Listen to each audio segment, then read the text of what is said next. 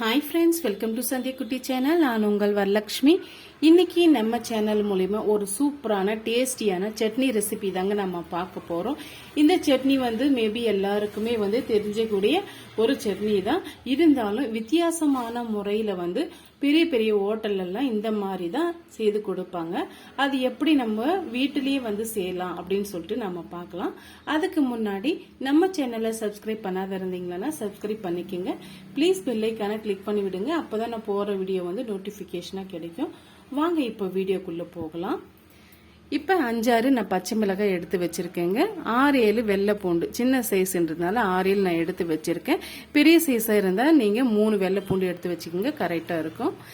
கொஞ்சமா புளி எடுத்து வச்சிருக்கேன். ஒரு 1/4 டீஸ்பூன் அளவுக்கு சீரகம் எடுத்து வச்சிருக்கேங்க. அந்த சட்னிக்கு இதுதான் மெயினான இன்கிரீடியன்ஸ். புளியும் சீரகம் நம்ம எக்ஸ்ட்ரா சேர்க்க போறோம். இப்போ 2 டீஸ்பூன் அளவுக்கு நான் பொட்டுக்கடலை எடுத்து வச்சிருக்கேங்க. இப்போ அது கூடவே நம்ம எக்ஸ்ட்ரா சேர்க்க போறது என்னன்னா, தேங்காய் நான் தேங்காய் உடைச்சி மேலே இருக்கிற அந்த ஸ்கின் எல்லாம் ரிமூவ் பண்ணிட்டு, அந்த ப்ரௌன் கலர் ஸ்கின் எல்லாம் ரிமூவ் பண்ணிட்டு, இங்க மாதிரி தேங்காய் துருவி இந்த மாதிரி ஒயிட்டா எடுத்து வச்சிருக்கேங்க. இந்த மாதிரி தான் ஹோட்டல்ல செய்வாங்க. அதனால தான் அதே மெத்தட்ல எப்படி சேர்த்துட்டு நம்ம பார்க்கலாம். இப்போ எல்லா இன்கிரீடியன்ஸும் சேர்த்து நம்ம மிக்சி ஜார்ல போட்டு நல்ல ஃபைன் பேஸ்டா அரைச்சி எடுத்துட்டு வந்துடலாம்.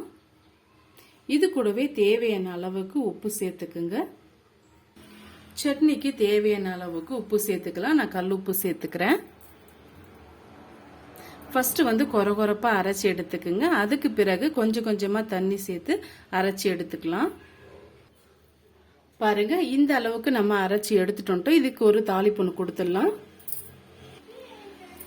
தாளிக்கிறதுக்காக ஒரு கரண்டி ஒன்று வச்சுக்கிட்டேன். தேவையான அளவுக்கு நம்ம ஆயில் சேர்த்துக்கலாம். நான் 1 டீஸ்பூன் அளவுக்கு ஆயில் சேர்த்துக்கிறேன், அது கரெக்டா இருக்கும். 1/4 டீஸ்பூன் அளவுக்கு கடலை பருப்பு சேர்த்துக்கலாம். ஃபிளேவருக்காக 2 சாம்பார் மிளகாய் சேர்த்துக்கலாம். ஒரு 1/4 டீஸ்பூன் அளவுக்கு கடுகு சேர்த்துக்கலாம்.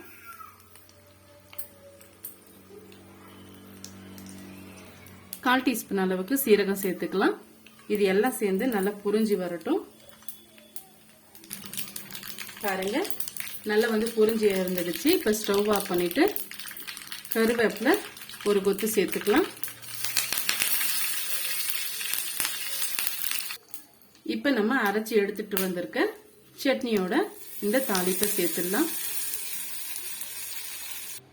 இட்லியோடவோ இல்ல தோசையோடவோ இந்த சட்னி சேர்த்து சாப்பிடும் போது அவ்வளவு ருசியா இருக்குங்க.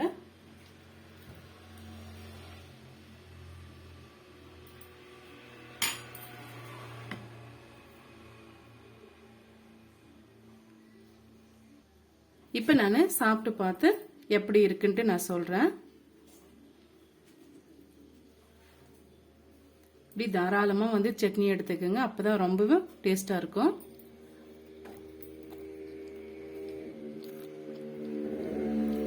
ரொம்பவே அருமையா இருக்குங்க. இதுக்கு சாம்பார் கூட தேவையில்ல, வெறும்னா சட்னியை வச்சு சாப்பிடலாம். ஈஸியாவும் இந்த சட்னி செய்து முடிச்சிடலாம்.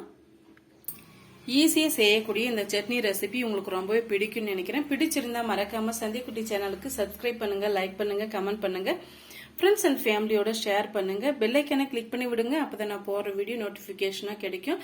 தேங்க்யூ ஃபார் வாட்சிங்.